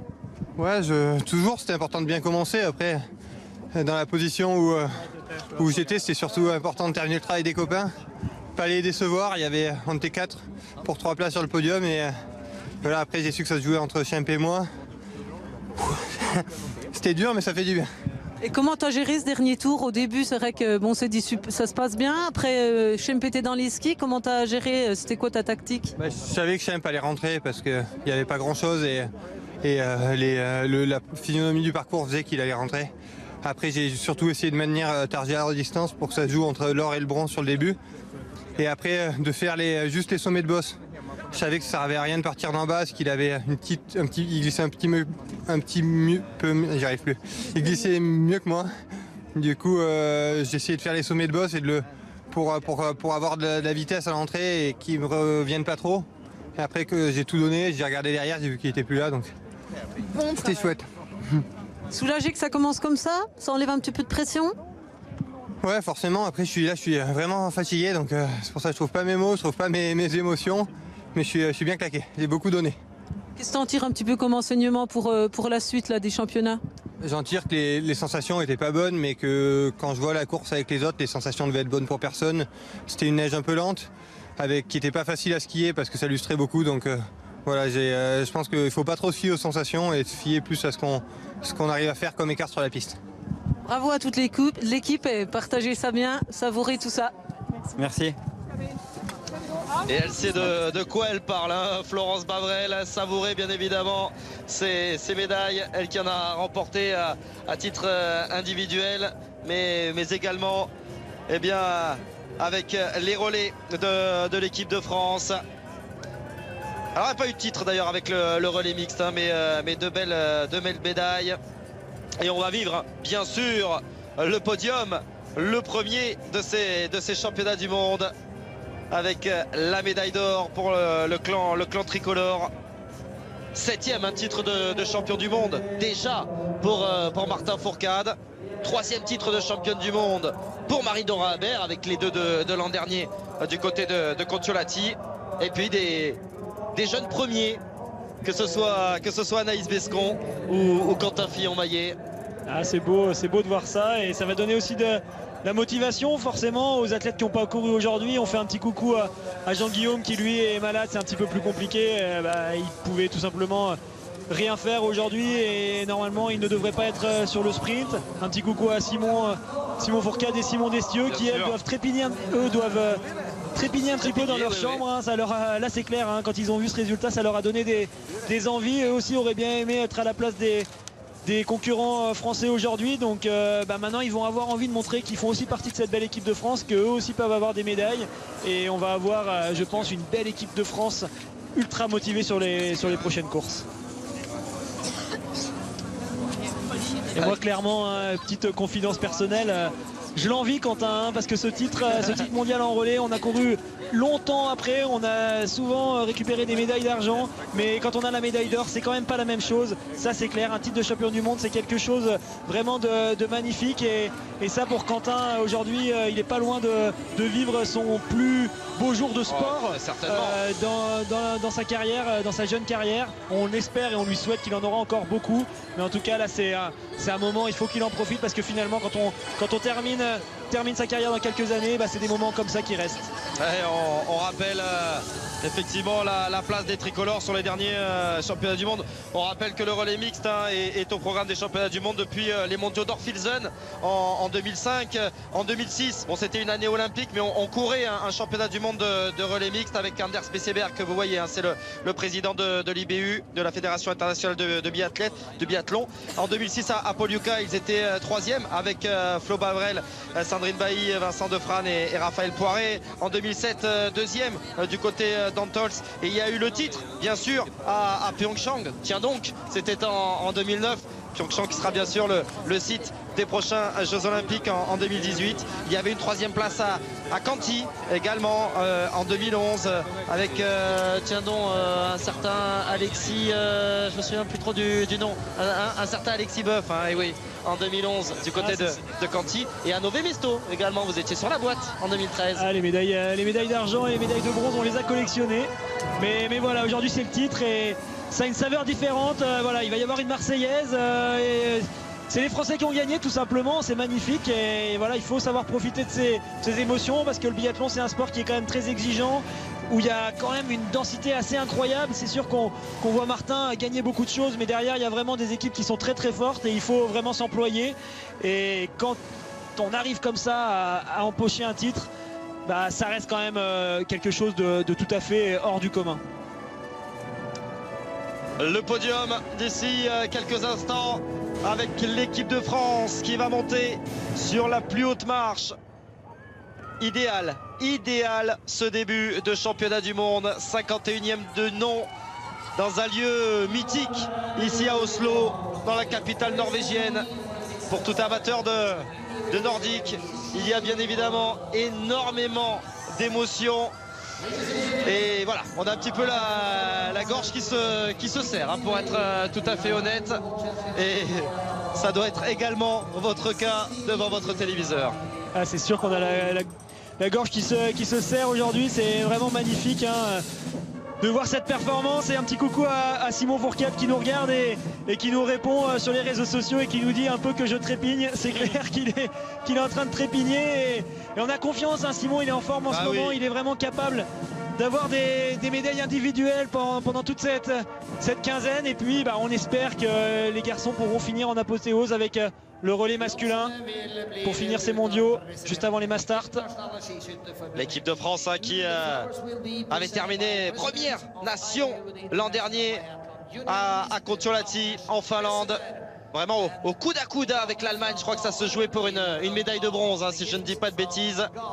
Mais qui démarre donc idéalement, talonné de près par les Allemands de Simon Schempp. On l'a vu sur le dernier relais. Et l'équipe de Norvège qui va rester sur la 3e marche du podium avec un Tarjei Bø que l'on avait surnommé l'an dernier le roi de la médaille de bronze. Il en avait gagné 4, je crois, en Finlande.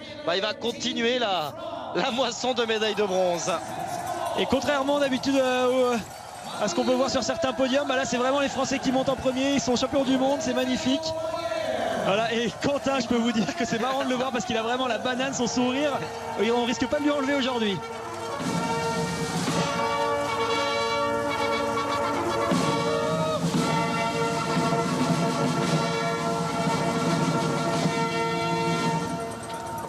Non, pas plus. Sinon, elle va être éjectée de cette première place. Anaïs Bescon avec monsieur Anders Besseberg, président norvégien, hein, on le précise, et qui félicite comme il se doit le quatuor tricolore.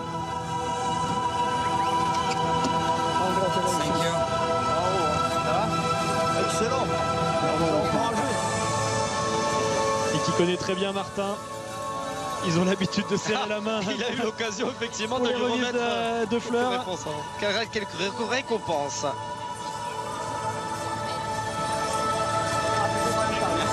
Et en cadeau un petit pull norvégien. Alors ça c'est vraiment le pull typique de la Norvège. C'est le tricot qu'ils mettent tous. Donc ça fera un beau souvenir. Ils se rappelleront pendant longtemps quand ils seront sur leur canapé avec un chocolat chaud en portant ce pull de cette médaille.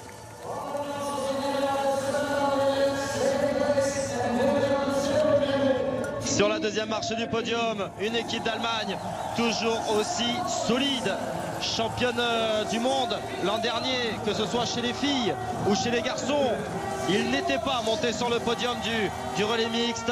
Il n'y avait pas Laura Dahlmeier, mais Francesca Preuss et Hildebrandt, c'est quasi du même niveau. Et puis Pfeiffer et Schemp, là aussi, c'est du top 10 au niveau des garçons.